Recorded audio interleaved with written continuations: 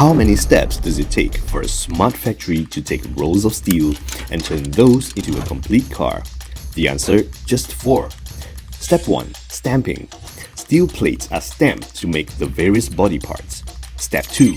Welding. These parts are welded together and turned into the basic skeletal frame.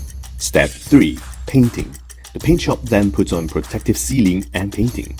Step 4. Final assembly. All parts are now installed on the car. Various tests will be performed in this last step. Exciting, isn't it? That is what we call the midstream of the smart factory supply chain for vehicles. However, it's not the most expensive part of the process, despite the many robot hands involved. What is, then? Let us bring you to the upstream process, the invisible champion.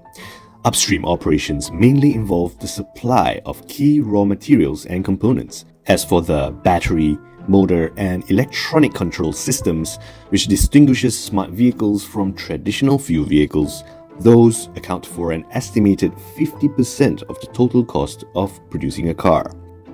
So, now do you understand why the battle for rare metals and mineral resources such as lithium and cobalt, essential for making a car, seems never-ending? As for downstream, that's the part closest to us, the end users. That would include the selling of cars and smart services. Today, we are witnessing an evolution of the automotive supply chain, from a traditional chain to a network with greater participation and more efficient division of labor between man and machine. And now, things like green, low carbon, and sustainability have also transformed from mere concepts into specific development requirements.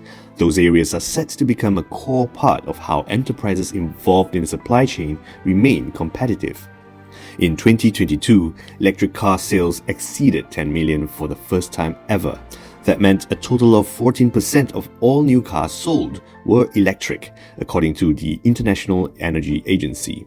Industry experts told CGTN that China, Europe, and the United States will become the 3 major markets for new energy vehicles by 2030.